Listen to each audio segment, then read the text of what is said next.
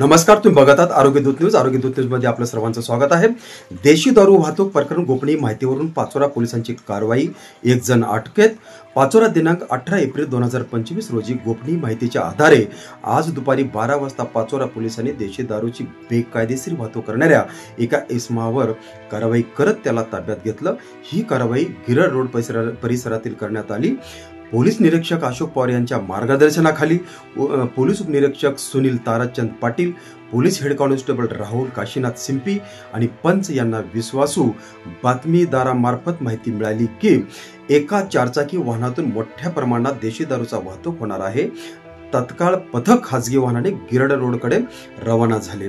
गोसे high school रोडवरील एका silver रंगाची मारुती स्विफ्ट क्रमांक MH14 BK 5185 संशयास्पदावरील जाताना आढळून आली. पोलिसांनी गाडी थांबून चौकशी केली असता चालक उडाउडवीचे उत्तर देऊ लागला. गाडीची तपासणी केली असता हिरव्या कापडाखाली लपवलेले 5 खोके सापडले. हे खोके टँगो पंच प्रीमियम ब्रँडचे देशी दारूचे असून प्रत्येकी 180 मिली क्षमतेचे 48 बाटल्या होते.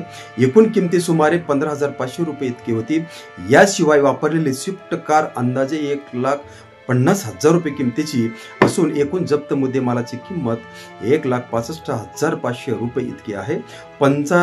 पंचनामा पोलीस हेड कॉन्स्टेबल राहुल शिंपी यांच्या उपस्थितीत करण्यात आला. एक बाटली कागदपत्रासह सील करण्यात आले असून उर्वरित दारू आणि वाहन पोलीस ठाण्यात जमा करण्यात आला आहे. सदर आरोपी विरुद्ध महाराष्ट्र दारूबंदी अधिनियम 1949 चे कलम 65 नुसार गुन्हा दाखल करण्यात आला असून पुढील तपास पाचोरा पोलीस करत आहे. आरोग्य दूत न्यूज पाहण्यासाठी लाईक करा, शेअर करा, सबस्क्राईब करा. धन्यवाद.